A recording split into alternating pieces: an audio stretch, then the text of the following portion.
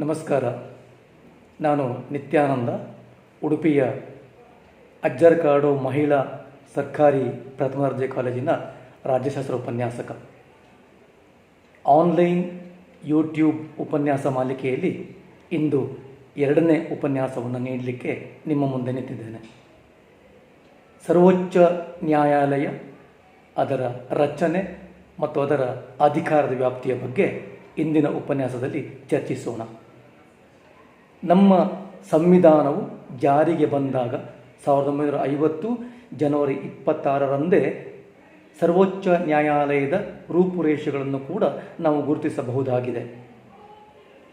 ಭಾರತದ ಸರ್ವೋಚ್ಚ ನ್ಯಾಯಾಲಯವನ್ನು ಅಧಿಕೃತವಾಗಿ ನಾವು ಸಂವಿಧಾನದಲ್ಲಿ ಅಳವಡಿಸುವ ಪೂರ್ವದಲ್ಲಿಯೇ ಬ್ರಿಟಿಷರ ಕಾಲದಲ್ಲಿ ಭಾರತದಲ್ಲಿ ಒಂದು ಸುಸಂಘಟಿತವಾದ ನ್ಯಾಯಿಕ ವ್ಯವಸ್ಥೆ ಇದ್ದಿರುವುದನ್ನು ನಾವು ಕಾಣಬಹುದು.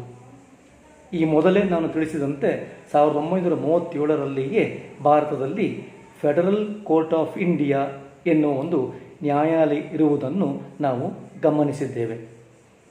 ಬ್ರಿಟಿಷರ ಕಾಲದಲ್ಲಿ ಬಹಳ ಮುಖ್ಯವಾಗಿ 3 ಪ್ರೆಸಿಡೆನ್ಸಿಗಳಲ್ಲಿ ಮುಂಬೈ, ಕಲ್ಕತ್ತಾ ಮತ್ತು ಮೆಡ್ರಾಸ್ಗಳಲ್ಲಿ ಹೈಕೋರ್ಟ್ಗಳನ್ನು ಕೂಡ ಸ್ಥಾಪಿಸಲಾಗಿತ್ತು. ಈ ಹಿನ್ನೆಲೆಯಲ್ಲಿ ಸ್ವತಂತ್ರ ಭಾರತದ ಸರ್ವೋಚ್ಚ ನ್ಯಾಯಾಲಯವನ್ನು ನಾವು ಅವಲೋಕಿಸಿದಾಗ ಈ ನ್ಯಾಯಾಲಯದ ರಚನೆ, ಅವುಗಳ ಅಧಿಕಾರದ ವ್ಯಾಪ್ತಿ, ಇತಿ ಮಿತಿಗಳನ್ನು ಕೂಲಂಕುಷವಾಗಿ ನಾವು ಅಧ್ಯಯನ ಮಾಡಬಹುದು. 1950ರಲ್ಲಿ ಜಾರಿಗೆ ಬಂದಂಥ ಸರ್ವೋಚ್ಚ ನ್ಯಾಯಾಲಯದ ಆರಂಭದ ದಿನಗಳನ್ನು ಅವಲೋಕಿಸಿದರೆ ಅಂದು ಸರ್ವೋಚ್ಚ ನ್ಯಾಯಾಲಯದಲ್ಲಿ ಒಟ್ಟು 8 ಜನ ನ್ಯಾಯಾಧೀಶರುಗಳಿದ್ದರು. ಈ 8 ಜನರಲ್ಲಿ ಒಬ್ಬರು ಮುಖ್ಯ ನ್ಯಾಯಾಧೀಶರಾಗಿದ್ದರು. ಆ ಬಳಿಕ 1956ರಲ್ಲಿ ಸರ್ವೋಚ್ಚ ನ್ಯಾಯಾಲಯದ ನ್ಯಾಯಾಧೀಶರ ಸಂಖ್ಯೆಯನ್ನು 11ಕ್ಕೆ ಏರಿಸಲಾಯಿತು. 1960ರಲ್ಲಿ ಈ ಸಂಖ್ಯೆಯನ್ನು 14ಕ್ಕೂ, 1978ರಲ್ಲಿ ನ್ಯಾಯಾಧೀಶರ ಸಂಖ್ಯೆಯನ್ನು 18ಕ್ಕೂ, 1986ರಲ್ಲಿ ನ್ಯಾಯಾಧೀಶರ ಸಂಖ್ಯೆಯನ್ನು 26ಕ್ಕೂ ಮತ್ತು 2009ರಲ್ಲಿ ನ್ಯಾಯಾಧೀಶರ ಸಂಖ್ಯೆಯನ್ನು 31ಕ್ಕೆ ಏರಿಸಲಾಯಿತು. ಈ ಸಂಖ್ಯೆಯಲ್ಲಿ ಮುಖ್ಯ ನ್ಯಾಯಾಧೀಶರು ಕೂಡ ಸೇರಿದ್ದಾರೆ ಎನ್ನುವುದು ಗಮನಿಸಬೇಕಾದ ಸಂಗತಿ. 2019ರಲ್ಲಿ ಸಂಸತ್ತಿನ ಅಧಿಕಾರವನ್ನು ಬಳಸಿಕೊಂಡು ಅಂದಿನ ಸರ್ಕಾರವು ಸರ್ವೋಚ್ಚ ನ್ಯಾಯಾಲಯದ ನ್ಯಾಯಾಧೀಶರ ಸಂಖ್ಯೆಯನ್ನು 34ಕ್ಕೆ ಏರಿಸಿತು. 34ರಲ್ಲಿ ಓರ್ವ ಸರ್ವೋಚ್ಚ ನ್ಯಾಯಾಲಯದ ಮುಖ್ಯ ನ್ಯಾಯಾಧೀಶರು ಇರುವುದನ್ನು ನಾವು ನೆನಪಿಟ್ಟುಕೊಳ್ಳಬೇಕು. ಪ್ರಸ್ತುತ ಸರ್ವೋಚ್ಚ ನ್ಯಾಯಾಲಯದ ಮುಖ್ಯ ನ್ಯಾಯಾಧೀಶರಾಗಿ S.A. ಬೋಬ್ಡೆ ಇವರು ಕಾರ್ಯನಿರ್ವಹಿಸುತ್ತಿದ್ದಾರೆ. ನ್ಯಾಯಾಧೀಶರ ನೇಮಕ. ಸರ್ವೋಚ್ಚ ನ್ಯಾಯಾಲಯದ ನ್ಯಾಯಾಧೀಶರನ್ನು ಅಧಿಕೃತವಾಗಿ ನೇಮಿಸುವವರು ಭಾರತದ ಮಾನ್ಯ ರಾಷ್ಟ್ರಪತಿಯವರು. ಸಂವಿಧಾನವು ತಿಳಿಸಿದಂತೆ ಸರ್ವೋಚ್ಚ ನ್ಯಾಯಾಲಯದ ಮುಖ್ಯ ನ್ಯಾಯಾಧೀಶರು, ಇತರ ನ್ಯಾಯಾಧೀಶರು, ಉಚ್ಚ ನ್ಯಾಯಾಲಯಗಳ ನ್ಯಾಯಾಧೀಶರು ಮತ್ತು ಇತರ ನ್ಯಾಯಾಧೀಶರುಗಳನ್ನು ನೇಮಿಸುವ ಅಧಿಕಾರ ಭಾರತದ ರಾಷ್ಟ್ರಪತಿಯವರಿಗೆ ಸೇರಿದ್ದಾಗಿದೆ. ಆದರೆ ರಾಷ್ಟ್ರಪತಿಯವರಿಗೆ ಈ ನ್ಯಾಯಾಧೀಶರುಗಳನ್ನು ನೇಮಿಸುವ ಅಧಿಕಾರವಿದ್ದರೂ ಅವರನ್ನು ಸೇವೆಯಿಂದ ವಜಾಗೊಳಿಸುವ ಅಧಿಕಾರ ರಾಷ್ಟ್ರಪತಿಗೆ ಇರುವುದಿಲ್ಲ. ರಾಷ್ಟ್ರಪತಿಯ ನೇಮಕದ ನಂತರ ಈ ನ್ಯಾಯಾಧೀಶರುಗಳು ತಮ್ಮ ಅವಧಿ ಪೂರ್ಣಗೊಳ್ಳುವವರೆಗೆ ಸರ್ವೋಚ್ಚ ನ್ಯಾಯಾಲಯದಲ್ಲಿ ನ್ಯಾಯಾಧೀಶರುಗಳಾಗಿ ಸೇವೆ ಸಲ್ಲಿಸುತ್ತಾರೆ. ನ್ಯಾಯಾಧೀಶರಾಗುವುದಕ್ಕೆ ಬೇಕಾದಂಥ ಅರ್ಹತೆಗಳು. ಸಂವಿಧಾನವು ಸರ್ವೋಚ್ಚ ನ್ಯಾಯಾಲಯದ ನ್ಯಾಯಾಧೀಶರಾಗಲು ಕೆಲವೊಂದು ಅರ್ಹತೆಗಳನ್ನು ಗುರುತಿಸಿದೆ. ಮೊದಲನೇದಾಗಿ, ಸರ್ವೋಚ್ಚ ನ್ಯಾಯಾಲಯದ ನ್ಯಾಯಾಧೀಶರಾಗುವವರು ಭಾರತದ ಪ್ರಜೆಯಾಗಿರಬೇಕು. ಎರಡನೇದಾಗಿ, ಸರ್ವೋಚ್ಚ ನ್ಯಾಯಾಲಯದಲ್ಲಿ ನ್ಯಾಯಾಧೀಶರಾಗಿ ಸೇವೆ ಸಲ್ಲಿಸಬೇಕಾದರೆ ಅವರು ಯಾವುದಾದರೂ 1 ಅಥವಾ 1ಕ್ಕಿಂತ ಹೆಚ್ಚು ಉಚ್ಚ ನ್ಯಾಯಾಲಯಗಳಲ್ಲಿ ಅಂದರೆ ಹೈಕೋರ್ಟುಗಳಲ್ಲಿ ನ್ಯಾಯಾಧೀಶರಾಗಿ ಕನಿಷ್ಠ 5 ವರ್ಷಗಳವರೆಗೆ ಸೇವೆ ಸಲ್ಲಿಸಿರಬೇಕು. ಮೂರನೆಯದಾಗಿ, ಸರ್ವೋಚ್ಚ ನ್ಯಾಯಾಲಯದ ನ್ಯಾಯಾಧೀಶರಾಗಿ ಆಯ್ಕೆಗೊಳ್ಳುವವರು ಭಾರತದ ಯಾವುದಾದ್ರೂ ಉಚ್ಚ ನ್ಯಾಯಾಲಯಗಳಲ್ಲಿ 10 ವರ್ಷಗಳವರೆಗೆ ಅಡ್ವೊಕೇಟ್ ಅಂದರೆ ವಕೀಲರಾಗಿ ಸೇವೆ ಸಲ್ಲಿಸಿದ ಅನುಭವವನ್ನು ಹೊಂದಿರಬೇಕು. ರಾಷ್ಟ್ರಪತಿಯವರ ಅಭಿಪ್ರಾಯದಲ್ಲಿ ಸರ್ವೋಚ್ಚ ನ್ಯಾಯಾಲಯಕ್ಕೆ ಆಯ್ಕೆಯಾಗುವ ನ್ಯಾಯಾಧೀಶರು ರಾಷ್ಟ್ರದ ಪರಿಣಿತ ನ್ಯಾಯ ಪಂಡಿತನಾಗಿರಬೇಕು. ಇವಿಷ್ಟು ಅರ್ಹತೆಗಳನ್ನು ಸರ್ವೋಚ್ಚ ನ್ಯಾಯಾಲಯದ ನ್ಯಾಯಾಧೀಶರ ಆಯ್ಕೆಗೆ ಸಂವಿಧಾನವು ಉಲ್ಲೇಖಿಸಿದೆ. ನ್ಯಾಯಾಧೀಶರ ಅಧಿಕಾರದ ಅವಧಿ. ಸಂವಿಧಾನವು ನ್ಯಾಯಾಧೀಶರಿಗೆ ಅಧಿಕಾರದ ಅವಧಿಯನ್ನು ಎಲ್ಲಿಯೂ ಪ್ರಸ್ತಾಪಿಸುವುದಿಲ್ಲ. ಅಂದರೆ ನ್ಯಾಯಾಧೀಶರಾಗಿ ಆಯ್ಕೆಯಾಗುವವರಿಗೆ ಕನಿಷ್ಠ ವಯೋಮಿತಿಯನ್ನು ಎಲ್ಲಿಯೂ ಕೂಡ ಸಂವಿಧಾನ ಹೇಳಿಲ್ಲ. ಎರಡನೆಯದು, ಒಮ್ಮೆ ಅವರು ನ್ಯಾಯಾಧೀಶರಾಗಿ ಆಯ್ಕೆಯಾದ ಮೇಲೆ 65 ವರ್ಷ ವಯಸ್ಸನ್ನು ತಲುಪುವವರೆಗೂ ಅವರು ನ್ಯಾಯಾಧೀಶರಾಗಿ ಸೇವೆ ಸಲ್ಲಿಸುತ್ತಾರೆ. 65 ವರ್ಷ ವಯಸ್ಸಾದ ಮೇಲೆ ಅವರು ಸೇವೆಯಿಂದ ನಿವೃತ್ತರಾಗುತ್ತಾರೆ. ನಿವೃತ್ತರಾದ ಮೇಲೆ ಅವರು ಯಾವುದೇ ನ್ಯಾಯಿಕ ಕ್ರಿಯೆಯಲ್ಲಿ ತೊಡಗಿಕೊಳ್ಳಬಾರದೆಂದು ಸಂವಿಧಾನವು ತಿಳಿಸುತ್ತದೆ. ಇನ್ನು ನ್ಯಾಯಾಧೀಶರ ವೇತನ ಮತ್ತು ಇತರ ಸೌಲಭ್ಯಗಳು. ನ್ಯಾಯಾಧೀಶರ ವೇತನ ಮತ್ತು ಇತರ ಸೌಲಭ್ಯಗಳನ್ನು ಗಮನಿಸಿದಾಗ ಆರಂಭದಲ್ಲಿ ನ್ಯಾಯಾಧೀಶರ ವೇತನ ಮತ್ತು ಇತರ ಸೌಲಭ್ಯಗಳು ಅಷ್ಟೇನು ಚೆನ್ನಾಗಿ ಇರಲಿಲ್ಲ ಎನ್ನಬಹುದು. ಇತ್ತೀಚೆಗೆ 2019ರಲ್ಲಿ ನ್ಯಾಯಾಧೀಶರ ವೇತನಗಳನ್ನು ಪರಿಷ್ಕರಿಸಲಾಗಿದೆ. ಈ ಪರಿಷ್ಕೃತ ವೇತನ ಶ್ರೇಣಿಯನ್ನು ಅವಲೋಕಿಸಿದಾಗ ಸರ್ವೋಚ್ಚ ನ್ಯಾಯಾಲಯದ ಮುಖ್ಯ ನ್ಯಾಯಾಧೀಶರು ಮಾಸಿಕ 2,80,000 ವೇತನವನ್ನು ಪಡೆಯುತ್ತಾರೆ. ಸರ್ವೋಚ್ಚ ನ್ಯಾಯಾಲಯದ ಇತರ ನ್ಯಾಯಾಧೀಶರುಗಳು ಮಾಸಿಕವಾಗಿ 2.5 ಲಕ್ಷ ಅಂದರೆ 2,50,000 ವೇತನವನ್ನು ಪಡೆಯುತ್ತಾರೆ. ಈ ವೇತನದ ಜೊತೆಗೆ ಎಲ್ಲ ನ್ಯಾಯಾಧೀಶರುಗಳಿಗೂ ಕೂಡ ಇತರ ಸೌಲಭ್ಯಗಳು ಭತ್ಯೆಗಳು ಲಭ್ಯವಿರುತ್ತವೆ. ಅವರಿಗೆ ಉಚಿತವಾದಂತಹ ವಸತಿ ಸೌಲಭ್ಯ, ವೈದ್ಯಕೀಯ ಸೌಲಭ್ಯ, ನಿವೃತ್ತಿಯ ನಂತರ ನಿವೃತ್ತಿ ವೇತನ ಸೌಲಭ್ಯವನ್ನು ಕಲ್ಪಿಸಿಕೊಡಲಾಗಿದೆ. ಇನ್ನು ಸರ್ವೋಚ್ಚ ನ್ಯಾಯಾಲಯದ ಅಧಿಕಾರದ ವ್ಯಾಪ್ತಿಯನ್ನು ಗಮನಿಸೋಣ. ಭಾರತದ ಸಂವಿಧಾನವು ಸರ್ವೋಚ್ಚ ನ್ಯಾಯಾಲಯಕ್ಕೆ 2 ಪ್ರಮುಖವಾದ ವ್ಯಾಪ್ತಿಯನ್ನು ಗುರುತಿಸಿದೆ. ಒಂದು, ಮೂಲ ಅಧಿಕಾರದ ವ್ಯಾಪ್ತಿ, ಒರಿಜಿನಲ್ ಜ್ಯೂರಿಸ್ಡಿಕ್ಷನ್, ಮತ್ತು ಎರಡನೆಯದು ಅಪೀಲು ಅಧಿಕಾರದ ವ್ಯಾಪ್ತಿ, ಅಂದರೆ ಅಪೆಲೇಟ್ ಜ್ಯೂರಿಸ್ಡಿಕ್ಷನ್. ಸಂವಿಧಾನದ 131ನೇ ವಿಧಿಯ ಪ್ರಕಾರ ಸರ್ವೋಚ್ಚ ನ್ಯಾಯಾಲಯವು ಮೂಲ ಅಧಿಕಾರದ ವ್ಯಾಪ್ತಿಯನ್ನು ಹೊಂದಿದೆ. ಮೂಲ ಅಧಿಕಾರದ ವ್ಯಾಪ್ತಿ ಎಂದರೆ ಮೊಕದ್ದಮೆಗಳು ಅಥವಾ ಪ್ರಕರಣಗಳು ನೇರವಾಗಿ ಸರ್ವೋಚ್ಚ ನ್ಯಾಯಾಲಯಕ್ಕೆ ಬರುವಂಥದ್ದು. ಅಂದರೆ ಕೆಳ ನ್ಯಾಯಾಲಯಗಳಲ್ಲಿ ಈ ಮೊಕದ್ದಮೆಗಳು ದಾಖಲಾಗಿ ನಂತರ ಸರ್ವೋಚ್ಚ ನ್ಯಾಯಾಲಯಕ್ಕೆ ಬಂದಿರುವುಗಳಲ್ಲ. ಫಸ್ಟ್ ಇನ್ಸ್ಟೆನ್ಸ್ ಅಂತ ಕರೀತಾರೆ. ಈ ಪ್ರಕರಣಗಳು ನೇರವಾಗಿ ಸರ್ವೋಚ್ಚ ನ್ಯಾಯಾಲಯದ ವಿಚಾರಣಾ ವ್ಯಾಪ್ತಿಗೆ ಒಳಪಡುವಂಥ ಪ್ರಕರಣಗಳು. ಉದಾಹರಣೆಗೆ, ಕೇಂದ್ರ ಮತ್ತು ರಾಜ್ಯಗಳ ನಡುವಿನ ವಿವಾದಗಳು, ಕೇಂದ್ರ ಮತ್ತು ಕೆಲವು ರಾಜ್ಯಗಳು ಮತ್ತು ಇನ್ನಿತರ ರಾಜ್ಯಗಳ ನಡುವಿನ ವಿವಾದಗಳು, ಮತ್ತು ರಾಜ್ಯಗಳ ನಡುವಿನ ವಿವಾದಗಳು. ಈ ವಿವಾದಗಳು ಸಂವಿಧಾನದ ಮೂಲ ಅಧಿಕಾರದ ವ್ಯಾಪ್ತಿಯೊಳಗೆ ಬರುತ್ತದೆ. ಇನ್ನೊಂದು ಬಹಳ ಪ್ರಮುಖವಾದ ಅಂಶ ಅಂತ ಹೇಳಿದರೆ, ಈ ಮೂಲ ಅಧಿಕಾರದ ವ್ಯಾಪ್ತಿಯಲ್ಲಿ ಮೂಲಭೂತ ಹಕ್ಕುಗಳ ಉಲ್ಲಂಘನೆಯ ವಿಚಾರವು ಕೂಡ ಬರುತ್ತದೆ. ಅಂದರೆ ಸಂವಿಧಾನವು ನಾಗರಿಕರಿಗೆ ನೀಡಿರುವ ಮೂಲಭೂತ ಹಕ್ಕುಗಳು, ಈ ಹಕ್ಕುಗಳಿಗೆ ಸಂಬಂಧಪಟ್ಟಂಥ ವಿಚಾರಗಳು, ಅಂದರೆ ಒಬ್ಬ ವ್ಯಕ್ತಿ ಅಥವಾ ಸಂಘ ಸಂಸ್ಥೆ, ಸರ್ಕಾರವಾಗಲಿ ವ್ಯಕ್ತಿಯಾಗಲಿ, ನಾಗರಿಕರ ಮೂಲಭೂತ ಹಕ್ಕನ್ನು ಉಲ್ಲಂಘಿಸಿದಾಗ ಅಂತಹ ಪ್ರಕರಣಗಳು ಕೂಡ ನೇರವಾಗಿ ಸರ್ವೋಚ್ಚ ನ್ಯಾಯಾಲಯದ ಮೂಲ ಅಧಿಕಾರದ ವ್ಯಾಪ್ತಿಯೊಳಗೆ ಬರುತ್ತದೆ. ಈ ಮೂಲ ಅಧಿಕಾರದ ವ್ಯಾಪ್ತಿಯಲ್ಲಿ ಅದು ಸಿವಿಲ್ ಪ್ರಕರಣಗಳು ಇರಬಹುದು, ಕ್ರಿಮಿನಲ್ ಪ್ರಕರಣಗಳು ಇರಬಹುದು, ಸಂವಿಧಾನಕ್ಕೆ ಸಂಬಂಧಪಟ್ಟ ವಿಚಾರಗಳಿರ್ಬೋದು, ಮೂಲಭೂತ ಹಕ್ಕುಗಳ ವಿಚಾರಕ್ಕೆ ಸಂಬಂಧಪಟ್ಟವುಗಳಿರ್ಬೋದು. ಇವು ನೇರವಾಗಿ ಸರ್ವೋಚ್ಚ ನ್ಯಾಯಾಲಯದ ಅಧಿಕಾರದ ವ್ಯಾಪ್ತಿಗೆ ಒಳಪಟ್ಟಿರುತ್ತದೆ. ಇನ್ನೊಂದು ಪ್ರಮುಖವಾದ ಅಂಶ ಇಲ್ಲಿ ನಾವು ಗಮನಿಸಬೇಕಾದ್ದು, ರಾಷ್ಟ್ರಪತಿ ಮತ್ತು ಉಪರಾಷ್ಟ್ರಪತಿಯವರ ಚುನಾವಣೆಗೆ ಸಂಬಂಧಪಟ್ಟ ವಿಚಾರಗಳು ಕೂಡ ನೇರವಾಗಿ ಸರ್ವೋಚ್ಚ ನ್ಯಾಯಾಲಯದ ಮೂಲ ಅಧಿಕಾರದ ವ್ಯಾಪ್ತಿಯೊಳಗೆ ಬರುತ್ತದೆ. ಹೀಗೆ ಸಂವಿಧಾನದ ಒರಿಜಿನಲ್ ಜ್ಯೂರಿಸ್ಡಿಕ್ಷನ್, ಸರ್ವೋಚ್ಚ ನ್ಯಾಯಾಲಯಕ್ಕೆ ಸಂಬಂಧಪಟ್ಟ ಹಾಗೆ ಏನು ಸಂವಿಧಾನವು ಉಲ್ಲೇಖಿಸಿದೆ, ಇದು ಮೂಲಭೂತವಾಗಿ ಸರ್ವೋಚ್ಚ ನ್ಯಾಯಾಲಯಕ್ಕೆ ಅಥವಾ ಸರ್ವೋಚ್ಚ ನ್ಯಾಯಾಲಯದಲ್ಲಿಯೇ ಇತ್ಯರ್ಥವಾಗಬೇಕಾದಂಥ ಪ್ರಕರಣಗಳು. ಎರಡನೆಯದು, ಸಂವಿಧಾನವು ಸರ್ವೋಚ್ಚ ನ್ಯಾಯಾಲಯಕ್ಕೆ ನೀಡಿರುವ ಅಪೀಲು ಅಧಿಕಾರದ ವ್ಯಾಪ್ತಿ. ಸಂವಿಧಾನದ 132ನೇ ವಿಧಿಯು ಸರ್ವೋಚ್ಚ ನ್ಯಾಯಾಲಯಕ್ಕೆ ಈ ಅಧಿಕಾರವನ್ನು ನೀಡಿದೆ.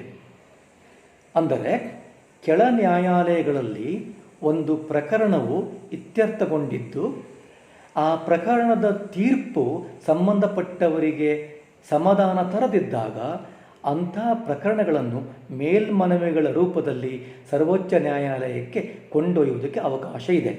ಆದರೆ ಈ ಪ್ರಕರಣಗಳು ಯಾವ ನ್ಯಾಯಾಲಯದಲ್ಲಿ ಇತ್ಯರ್ಥಗೊಂಡಿರುತ್ತದೋ, ಉದಾಹರಣೆಗೆ ಉಚ್ಚ ನ್ಯಾಯಾಲಯದಲ್ಲಿ ಒಂದು ಪ್ರಕರಣವು ಇತ್ಯರ್ಥಗೊಂಡಾಗ ಆ ಪ್ರಕರಣವು ಸಾಂವಿಧಾನಿಕ ಅಂಶವನ್ನು ಒಳಗೊಂಡಿದ್ದರೆ ಅಥವಾ ಕಾನೂನಿನ ಅಂಶವನ್ನು ಒಳಗೊಂಡಿದ್ದರೆ ಆ ಪ್ರಕರಣಗಳು ಅಪೀಲು ಹೋಗುವುದಕ್ಕೆ ಯೋಗ್ಯವಾದಂಥ ಪ್ರಕರಣಗಳಾಗಿದ್ದರೆ ಉಚ್ಚ ನ್ಯಾಯಾಲಯವು ಒಂದು ಪ್ರಮಾಣ ಪತ್ರವನ್ನು ನೀಡುತ್ತದೆ.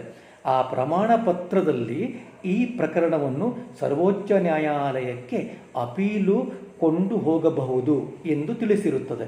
ಅಂದರೆ ಒಂದು ಪ್ರಕರಣವನ್ನು ಅಪೀಲು ರೂಪದಲ್ಲಿ ಸರ್ವೋಚ್ಚ ನ್ಯಾಯಾಲಯಕ್ಕೆ ನಾವು ತೆಗೆದುಕೊಂಡು ಹೋಗಬೇಕಾದರೆ ಸಂಬಂಧಪಟ್ಟ ಕೆಳ ನ್ಯಾಯಾಲಯಗಳ ಪ್ರಮಾಣ ಪತ್ರ, ಸರ್ಟಿಫಿಕೇಟ್ ಅಗತ್ಯವಾಗಿರುತ್ತದೆ. ಉದಾಹರಣೆಗೆ, ಅಪೀಲು ಅಧಿಕಾರದ ವ್ಯಾಪ್ತಿಯಲ್ಲಿ ಬಹಳ ಮುಖ್ಯವಾಗಿ ಬರತಕ್ಕಂಥದ್ದು ಸಿವಿಲ್ ಪ್ರಕರಣಗಳು ಮತ್ತು ಕ್ರಿಮಿನಲ್ ಪ್ರಕರಣಗಳು. ಈ ಸಿವಿಲ್ ಪ್ರಕರಣಗಳಿಗೆ ಸಂಬಂಧಪಟ್ಟ ಹಾಗೆ ಕೆಳ ನ್ಯಾಯಾಲಯಗಳು ನೀಡಿದ ತೀರ್ಪಿನ ವಿರುದ್ಧವಾಗಿ ಸರ್ವೋಚ್ಚ ನ್ಯಾಯಾಲಯಕ್ಕೆ ಅಪೀಲು ಸಲ್ಲಿಸಬಹುದು. ಅದೇ ರೀತಿ ಕ್ರಿಮಿನಲ್ ಪ್ರಕರಣಗಳಲ್ಲಿಯೂ ಕೂಡ ಕೆಳ ನ್ಯಾಯಾಲಯಗಳು ನೀಡಿರುವ ತೀರ್ಪಿನ ವಿರುದ್ಧ ಅಸಮಾಧಾನ ಹೊಂದಿರುವ ವ್ಯಕ್ತಿಗಳು ಅಥವಾ ಪಕ್ಷಗಳು ಆ ಪ್ರಕರಣವನ್ನು ಅಪೀಲು ರೂಪದಲ್ಲಿ ಸರ್ವೋಚ್ಚ ನ್ಯಾಯಾಲಯಕ್ಕೆ ಕೊಂಡೊಯ್ಯಬಹುದಾಗಿದೆ. ಹೀಗೆ ಸರ್ವೋಚ್ಚ ನ್ಯಾಯಾಲಯದ ಅಪೀಲು ಅಧಿಕಾರದ ವ್ಯಾಪ್ತಿಯಲ್ಲಿ ಈ ಅಂಶಗಳು ಅಡಕವಾಗಿರುತ್ತವೆ. ಇನ್ನು ಮೂರನೆಯದಾಗಿ, ಭಾರತದ ಸರ್ವೋಚ್ಚ ನ್ಯಾಯಾಲಯಕ್ಕೆ ಒಂದು ವಿಶೇಷ ಅಧಿಕಾರವಿದೆ. ಇದನ್ನು ನಾವು ಸರ್ವೋಚ್ಚ ನ್ಯಾಯಾಲಯದ ಸಲಹಾ ಅಧಿಕಾರದ ವ್ಯಾಪ್ತಿ, ಅಡ್ವೈಸರಿ ಜ್ಯೂರಿಸ್ಡಿಕ್ಷನ್ ಅಂತ ಕರೆಯುತ್ತೇವೆ. ಸಂವಿಧಾನದ 143ನೇ ವಿಧಿಯು ಈ ಸಲಹಾ ಅಧಿಕಾರದ ವ್ಯಾಪ್ತಿಯ ಬಗ್ಗೆ ನಮಗೆ ಮಾಹಿತಿ ನೀಡುತ್ತದೆ. ಅಂದರೆ ಸಾರ್ವಜನಿಕವಾಗಿ ಪ್ರಾಮುಖ್ಯತೆಯನ್ನು ಹೊಂದಿರುವ ಒಂದು ಕಾನೂನಿನ ವಿಷಯವಾಗಿದ್ದರೆ ಭಾರತದ ರಾಷ್ಟ್ರಪತಿಯವರು ಅಂಥ ಪ್ರಕರಣವನ್ನು ಅಥವಾ ಅಂಥ ವಿಷಯವನ್ನು ಸರ್ವೋಚ್ಚ ನ್ಯಾಯಾಲಯದ ಅಭಿಪ್ರಾಯವನ್ನು ಕೇಳುವುದಕ್ಕಾಗಿ ಅದನ್ನು ಸರ್ವೋಚ್ಚ ನ್ಯಾಯಾಲಯಕ್ಕೆ ಒಪ್ಪಿಸಬಹುದು. ಅಂದರೆ ಭಾರತದ ಪ್ರಥಮ ಪ್ರಜೆಯಾಗಿರುವ ರಾಷ್ಟ್ರಪತಿಯವರು ಒಂದು ಕಾನೂನಿನ ತೊಡಕಿಗೆ ಸಂಬಂಧಪಟ್ಟ ವಿಚಾರವನ್ನು ಸಲಹೆಯ ರೂಪದಲ್ಲಿ ಮಾಹಿತಿ ಪಡೆದುಕೊಳ್ಳಲು ಸರ್ವೋಚ್ಚ ನ್ಯಾಯಾಲಯದ ಮೊರೆ ಹೊಕ್ಕಾಗ ಸರ್ವೋಚ್ಚ ನ್ಯಾಯಾಲಯವು ಆ ವಿಷಯಕ್ಕೆ ಸಂಬಂಧಪಟ್ಟಂತೆ ರಾಷ್ಟ್ರಪತಿಯವರಿಗೆ ಸಲಹೆಯನ್ನು ನೀಡುತ್ತದೆ. ಆದರೆ ಇಲ್ಲಿ ಗಮನಿಸಬೇಕಾದ ಅಂಶವೆಂದರೆ, ಸರ್ವೋಚ್ಚ ನ್ಯಾಯಾಲಯವು ನೀಡುವ ಈ ಸಲಹೆ ಅದು ರಾಷ್ಟ್ರಪತಿಯವರು ಒಪ್ಪಿಕೊಳ್ಳಲೇಬೇಕೆಂಬ ನಿಯಮವಿಲ್ಲ. ಸರ್ವೋಚ್ಚ ನ್ಯಾಯಾಲಯದ ಸಲಹೆಯನ್ನು ಒಪ್ಪಿಕೊಳ್ಳುವುದು ಅಥವಾ ಬಿಡುವುದು ಅದು ರಾಷ್ಟ್ರಪತಿಯವರ ವಿವೇಚನೆಗೆ ಬಿಟ್ಟ ವಿಚಾರವಾಗಿದೆ. ಅಂದರೆ ಸರ್ವೋಚ್ಚ ನ್ಯಾಯಾಲಯವು ರಾಷ್ಟ್ರಪತಿಯವರು ಸಲ್ಲಿಸಿರುವ ಒಂದು ವಿಷಯವನ್ನು ಕೂಲಂಕುಷವಾಗಿ ಪರಿಶೀಲಿಸಿ ಅದು ಸಂವಿಧಾನದ ಅಥವಾ ಕಾನೂನಿನ ಅಂಶವನ್ನು ಒಳಗೊಂಡಿದ್ದರೆ ಅದನ್ನು ಹೇಗೆ ನಿಭಾಯಿಸಬಹುದೆಂದು ರಾಷ್ಟ್ರಪತಿಯವರಿಗೆ ಸಲಹೆ ನೀಡುತ್ತದೆ. ಈ ಸಲಹೆಯು ರಾಷ್ಟ್ರಪತಿಯವರು ಮನ್ನಿಸಬಹುದು ಅಥವಾ ಮನ್ನಿಸದೇ ಇರಬಹುದು. ನಮ್ಮ ಸರ್ವೋಚ್ಚ ನ್ಯಾಯಾಲಯದ ಇನ್ನೊಂದು ಪ್ರಮುಖವಾದ ಅಧಿಕಾರವೆಂದರೆ ಪುನರ್ ಪರಿಶೀಲನಾ ಅಧಿಕಾರ, review power of the supreme court. ಸಂವಿಧಾನದ 137ನೇ ವಿಧಿಯು ಸರ್ವೋಚ್ಚ ನ್ಯಾಯಾಲಯಕ್ಕೆ ಈ ಅಧಿಕಾರವನ್ನು ನೀಡಿದೆ. ಪುನರ್ ಪರಿಶೀಲನಾ ಅಧಿಕಾರ ವ್ಯಾಪ್ತಿ ಎಂದರೆ ಸರ್ವೋಚ್ಚ ನ್ಯಾಯಾಲಯವು ಒಂದು ಪ್ರಕರಣದ ಬಗ್ಗೆ ಈಗಾಗಲೇ ತೀರ್ಪು ನೀಡಿ ಆಗಿರುತ್ತದೆ. ಆ ತೀರ್ಪನ್ನು ಪುನಃ ಪರಿಶೀಲಿಸಿ ಅದನ್ನು ವಿಚಾರಣೆ ಮಾಡಿ ಮತ್ತೊಮ್ಮೆ ತೀರ್ಪು ನೀಡುವ ಅಧಿಕಾರ ಸರ್ವೋಚ್ಚ ನ್ಯಾಯಾಲಯವು ಹೊಂದಿದೆ. ಅಂದರೆ ಆ ಪ್ರಕರಣಕ್ಕೆ ಸಂಬಂಧಪಟ್ಟ ಹಾಗೆ ಹೊಸ ವಿಷಯಗಳು, ಅಂಕಿ ಅಂಶಗಳು ಅಥವಾ ದಾಖಲೆಗಳು ದೊರೆತಾಗ, ಅಥವಾ ಹಿಂದೆ ನೀಡಿರುವ ತೀರ್ಪಿನಲ್ಲಿ ಗಂಭೀರವಾದ ಲೋಪಗಳು ಉಂಟಾಗಿದೆ ಎನ್ನುವುದು ಮನವರಿಕೆಯಾದಾಗ ಸರ್ವೋಚ್ಚ ನ್ಯಾಯಾಲಯವು ಅಂತಹ ತೀರ್ಪುಗಳನ್ನು ಪರಿಶೀಲಿಸಿ ಇನ್ನೊಮ್ಮೆ ವಿಚಾರಣೆಗೆ ಒಳಪಡಿಸಿ ತೀರ್ಪು ನೀಡುವ ಅಧಿಕಾರವನ್ನು ಹೊಂದಿದೆ. ಇದಕ್ಕೆ ಅನೇಕ ಉದಾಹರಣೆಗಳು ನಾವು ಕೊಡಬಹುದು. ಸರ್ವೋಚ್ಚ ನ್ಯಾಯಾಲಯವು ತಾನೇ ನೀಡಿದ ತೀರ್ಪನ್ನು ಪುನರ್ ಪರಿಶೀಲಿಸಿ ಇನ್ನೊಮ್ಮೆ ಆ ವಿಚಾರವನ್ನು, ಆ ಪ್ರಕರಣವನ್ನು ಟ್ರಯಲ್ ಅಂದರೆ ವಿಚಾರಣೆ ನಡೆಸಿ ತೀರ್ಪನ್ನು ಕೊಡುವ ಅಧಿಕಾರವನ್ನು ಹೊಂದಿದೆ. ಈ ಅಧಿಕಾರವನ್ನು ಸಂವಿಧಾನದ 137ನೇ ವಿಧಿಯು ಸರ್ವೋಚ್ಚ ನ್ಯಾಯಾಲಯಕ್ಕೆ ನೀಡಿದೆ. ಸರ್ವೋಚ್ಚ ನ್ಯಾಯಾಲಯದ 5ನೆಯ ಬಹಳ ಮುಖ್ಯವಾದ ಒಂದು ಕಾರ್ಯ ಅಥವಾ ಅಧಿಕಾರದ ವ್ಯಾಪ್ತಿ ಅಂದರೆ ಸರ್ವೋಚ್ಚ ನ್ಯಾಯಾಲಯವು ನಾಗರಿಕರ ಮೂಲಭೂತ ಹಕ್ಕುಗಳ ರಕ್ಷಕನಾಗಿದೆ. ನಮ್ಮ ಸಂವಿಧಾನದ 3ನೇ ಭಾಗದಲ್ಲಿ ನಾಗರಿಕರಿಗೆ ಮೂಲಭೂತ ಹಕ್ಕುಗಳನ್ನು ನೀಡಿದೆ. ಮೂಲ ಸಂವಿಧಾನದಲ್ಲಿ ನಾಗರಿಕರಿಗೆ 7 ಮೂಲಭೂತ ಹಕ್ಕುಗಳನ್ನು ನೀಡಲಾಗಿತ್ತು. ಸಂವಿಧಾನದ 42ನೇ ತಿದ್ದುಪಡಿಯ ಮೂಲಕ ಸಂವಿಧಾನದ ಬೇರೆ ಬೇರೆ ಕಲಮುಗಳಿಗೆ ತಿದ್ದುಪಡಿಗಳನ್ನು ಮಾಡಲಾಯಿತು. ಅದೇ ರೀತಿ 1978ರಲ್ಲಿ ಸಂವಿಧಾನಕ್ಕೆ ತಿದ್ದುಪಡಿ 44ನೇ ತಿದ್ದುಪಡಿಯನ್ನು ಮಾಡಿ ನಾಗರಿಕರ ಆಸ್ತಿಯ ಹಕ್ಕನ್ನು ಮೂಲಭೂತ ಹಕ್ಕುಗಳ ಪಟ್ಟಿನ ತೆಗೆದು ಅದನ್ನು ವಿಧಿಬದ್ಧ ಅಥವಾ ಶಾಸನೀಯ ಹಕ್ಕನ್ನಾಗಿ ಮಾಡಲಾಯಿತು. ಹೀಗೆ ಆಸ್ತಿಯ ಹಕ್ಕಿನ ನಿರ್ಗಮನದಿಂದ ನಾಗರಿಕರ ಮೂಲಭೂತ ಹಕ್ಕುಗಳ ಸಂಖ್ಯೆ 6ಕ್ಕೆ ಇಳಿದಿದೆ. ಈ ಮೂಲಭೂತ ಹಕ್ಕುಗಳು ನಾಗರಿಕರಿಗೆ ಸಂವಿಧಾನವು ನೀಡಿರುವ ಸೌಲಭ್ಯಗಳಾಗಿವೆ. ಆದ್ದರಿಂದ ಈ ಸೌಲಭ್ಯಗಳನ್ನು ಅಂದರೆ ಹಕ್ಕುಗಳನ್ನು ಸರ್ಕಾರವಾಗಲಿ ವ್ಯಕ್ತಿಗಳಾಗಲಿ ಉಲ್ಲಂಘಿಸುವಂತಿಲ್ಲ. ಒಂದು ವೇಳೆ ಇಂತಹ ಮೂಲಭೂತ ಹಕ್ಕುಗಳನ್ನು ಉಲ್ಲಂಘಿಸಿದಾಗ ಆ ಉಲ್ಲಂಘನೆ ವಿರುದ್ಧ ಸರ್ವೋಚ್ಚ ನ್ಯಾಯಾಲಯವು ರಕ್ಷಣೆ ನೀಡುವುದಕ್ಕೆ ಬದ್ಧವಾಗಿದೆ. ಮೂಲಭೂತ ಹಕ್ಕುಗಳ ರಕ್ಷಣೆಗಾಗಿ ಸರ್ವೋಚ್ಚ ನ್ಯಾಯಾಲಯವು 5 ರೀತಿಯ ರಿಟ್ ಆದೇಶಗಳನ್ನು ನೀಡಬಹುದಾಗಿದೆ. ಅದನ್ನು ಲ್ಯಾಟಿನ್ ಭಾಷೆಯ ಪದಗಳಾದಂಥ habeas corpus, writ of mandamus, writ of quo warranto, writ of prohibition, writ of certiorari, ಹೀಗೆ 5 ರೀತಿಯ ರಿಟ್ ಆದೇಶಗಳ ಮೂಲಕ ನಾಗರಿಕರ ಮೂಲಭೂತ ಹಕ್ಕುಗಳನ್ನು ರಕ್ಷಿಸುವುದಕ್ಕೆ ಸಂವಿಧಾನವು ಬದ್ಧವಾಗಿದೆ. ಆದ್ದರಿಂದಲೇ ಸಂವಿಧಾನವನ್ನು ನಾಗರಿಕರ ಮೂಲಭೂತ ಹಕ್ಕುಗಳ ರಕ್ಷಕನೆಂದು ಕೊಂಡಾಡಲಾಗಿದೆ. ಆದರೆ ವಾಸ್ತವಿಕವಾಗಿ ಈ ಹಕ್ಕುಗಳನ್ನು ರಕ್ಷಿಸುವುದು ಸರ್ವೋಚ್ಚ ನ್ಯಾಯಾಲಯ.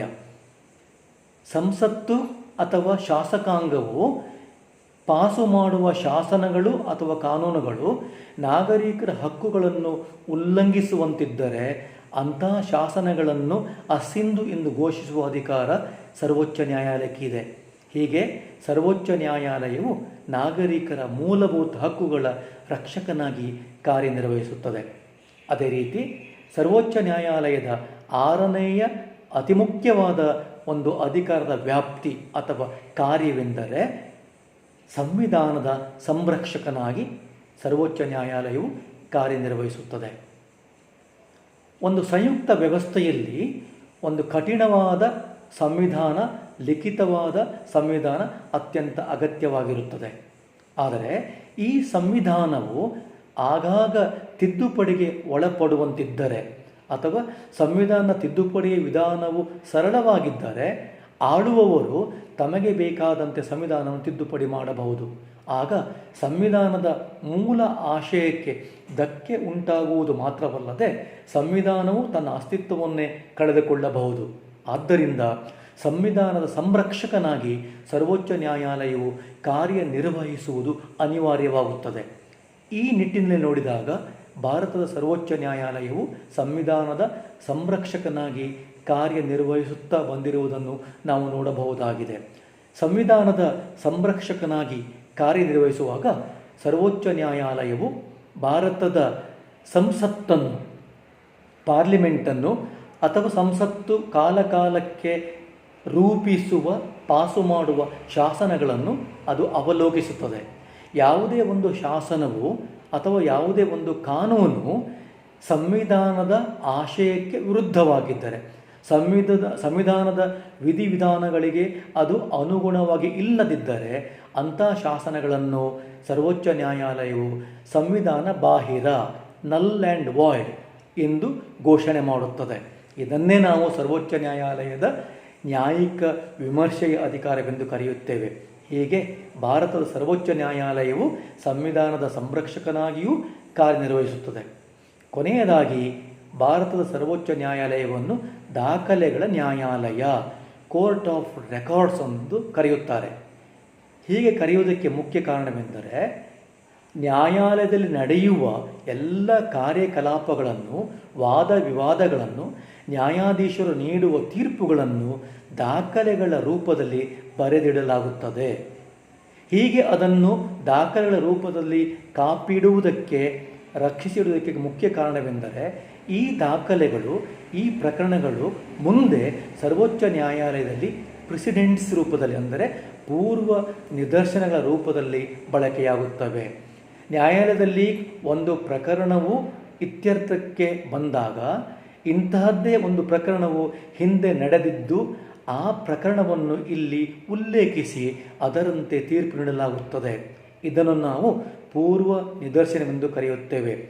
ಅಂದರೆ ಸರ್ವೋಚ್ಚ ನ್ಯಾಯಾಲಯದಲ್ಲಿ ನಡೆಯುವ ಎಲ್ಲ ಕಲಾಪಗಳನ್ನು, ಎಲ್ಲ ತೀರ್ಪುಗಳನ್ನು ಲಿಖಿತವಾಗಿ ದಾಖಲೆಗಳ ರೂಪದಲ್ಲಿ ಅದನ್ನು ಕಾಪಿಡಲಾಗುತ್ತದೆ. ಆದ್ದರಿಂದಲೇ ಸರ್ವೋಚ್ಚ ನ್ಯಾಯಾಲಯವನ್ನು ದಾಖಲೆಗಳ ನ್ಯಾಯಾಲಯವೆಂದು ಕರೆಯುತ್ತೇವೆ. ಸಂವಿಧಾನದ 129ನೇ ವಿಧಿಯು ಸರ್ವೋಚ್ಚ ನ್ಯಾಯಾಲಯಕ್ಕೆ ಈ ಅಧಿಕಾರವನ್ನು ನೀಡಿದೆ. ಸ್ನೇಹಿತರೆ, ಹೀಗೆ ಭಾರತದ ಸರ್ವೋಚ್ಚ ನ್ಯಾಯಾಲಯವು ಅನೇಕ ಅಧಿಕಾರಗಳನ್ನು ಹೊಂದಿದೆ.